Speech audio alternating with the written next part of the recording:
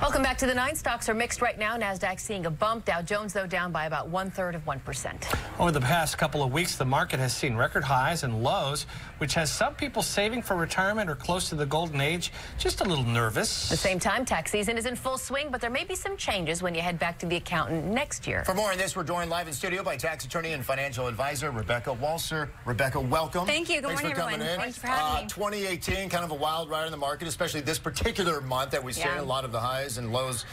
What does that mean specifically for retirement? Well, we're down right now. This is something I write about extensively in my new book, Wealth Unbroken, and it's volatility, and you have to plan for it. So volatility is not a problem when you're in your 20s, 30s, and 40s, right? You like go out and buy more when the stocks go down. But if you're 10 years out of retirement or less, or in retirement, volatility is actually a wealth killer, and especially for those that all they have is what they have in the market, and people have been stuck in the market since 2009 because interest rates have been nowhere, right? So confirm this, because I read that you were suggesting that people need $1.5 million to retire. I did say that $1 million is not what it used to be. It's not enough. Absolutely, yeah.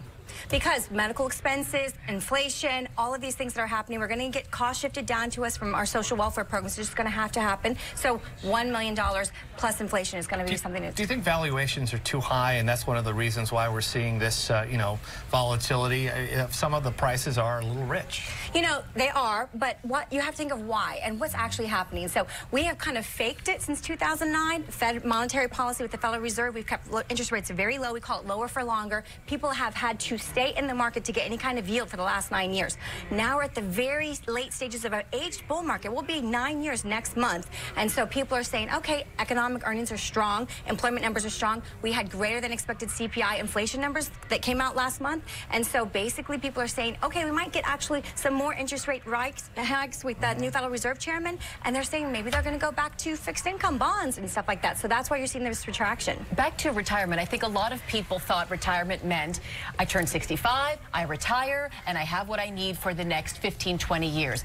People aren't quitting at 65, and nor are they, the life expectancy is going up as well. Exactly. Yeah, you have what we call longevity risk of running out of money in retirement, which is the absolute scariest thing that is the biggest concern for most Americans. And what you have to do is realize that you have to make your dollar last longer. You're going to have higher medical expenses, and you're going to live longer. So if you're going to have everything in the market, you're going to deal with the risk of volatility, and that is what can actually hurt your chances of making your money last. Rebecca, taxes. I just dropped my papers off to my guy. Yeah, he calls me in a month, whatever, and I don't know what's going on and what to expect. Yeah. What should we know going into this year and next year? So obviously 90% of Americans have already seen or are going to see this month, February, a bump in their paychecks, okay? Right.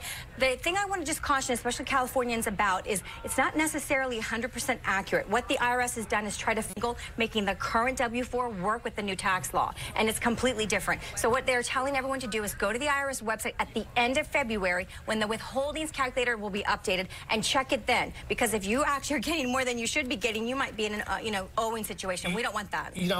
People say, and I've heard you say this, look, if you withhold too much, you're just giving the government a free loan. But however, maybe for the first year, that free loan is worth it, so you're not surprised. How do you feel about that?